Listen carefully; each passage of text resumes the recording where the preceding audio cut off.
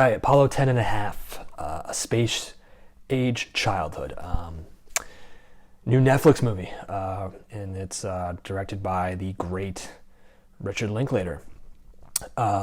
Basically, the story is about a man who is the narrator of the story, and it's narrated by Jack Black, so you'll recognize the voice. And it's basically he just narrates stories of his life as a 10-year-old boy in 1969, Houston, Texas. Basically, telling stories about his family and how his area of Texas is really close to NASA, and how it kind of goes over the whole space age and getting to the moon and how that all affected the culture. And it's a nostalgia,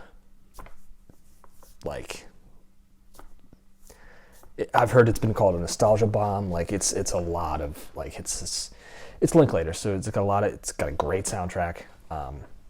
Nostalgia's everywhere. I mean, he basically, from what I understand, it's kind of based on his life, based on how he was raised. The kid is kind of I considered when I was watching, I was like, I think this is sort of Richard Linklater's childhood in a way. I'm sure it's loosely based, but yeah, my thoughts. I think, I really wanted to love this movie, and I sort of like it, which is, I really wanted to love it, but for me personally, if you're not a fan of narration, it's a lot of it's narrated. So from my point of view, I was sort of hoping that I wanted to see a lot of the family stories, what's going on with 1969, what I wanted to see more scenes where the family was interacting with each other rather than hearing Jack Black just narrate kind of what's going on. And that's kind of the whole problem I had with this movie. I'm sure a lot of people will love it. I think a lot of older people will definitely enjoy it because I think it really does it paints a good picture, and it paints a really nice just sort of landscape of how someone in the late 60s, early 70s was kind of growing up, how basically, if you were a kid, you were going to, you're going to play outside in the street, playing kickball or baseball or whatever. And it does it in a really nice way. There's a lot of charm in this, and it's it's enchanting a little at times because it's sort of like you're just kind of going through the motions, with this kid who's the youngest of this sort of, I think, of six, and you're just kind of going about his days. What's he doing? And then it sort of kind of becomes sort of two stories where you're learning about his life, but it's also there's sort of this other storyline where he's working for NASA as a kid. It's very, it's very explorative and sort of just, I love some of Linklater's movies. I think Dazed and Confused is the greatest hangout movie ever. I think a lot of people have said that, which is, I think, true. I think, I heard Tarantino in an interview say that, watching that movie, it's if you watch it once every year, it's like seeing your friends again. You're just kind of going back into the motions and, oh yeah, what's he doing? What's this guy doing? And I love that about Linklater because I think he does a really good job with it.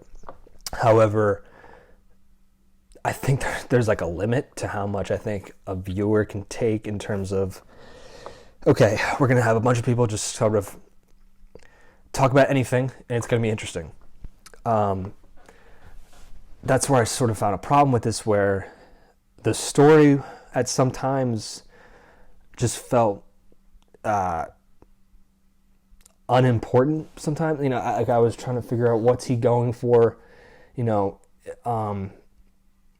Nostalgia is great. I love it, and I love the soundtrack. I really listen to it in the car sometimes. It's a really good soundtrack, but that alone cannot, substantiate and take on all the weight of a movie like this. And if you compare this to like a Dazed and Confused, Dazed and Confused has all that, what I just said, but it also has a lot of just more mechanics to it that make it more interesting and more enticing as a viewer.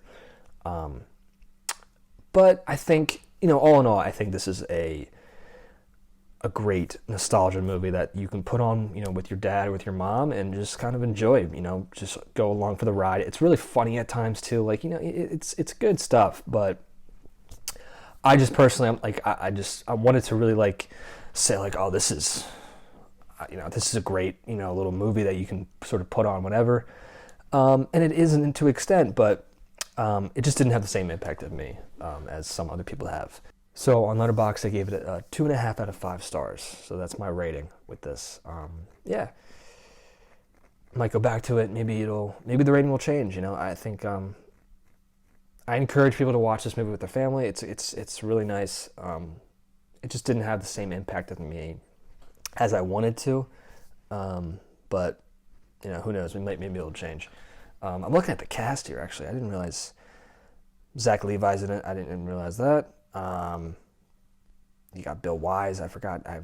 He's in a couple of Linklater stuff. Yeah. It's out on Netflix. It's new. Check it out. Yeah. Richard Linklater put out a new movie. He's a big dude in movies. So like it's good stuff. But I would just say go with an open mind and just go along for the ride. Maybe you'll enjoy it better than I did. So that's my review of Apollo 10.5 out on Netflix. Check out my other reviews on my channel, and a link in the description will be down below for my Letterboxd, my Twitter. So check those out. And yeah, I'll see you guys around.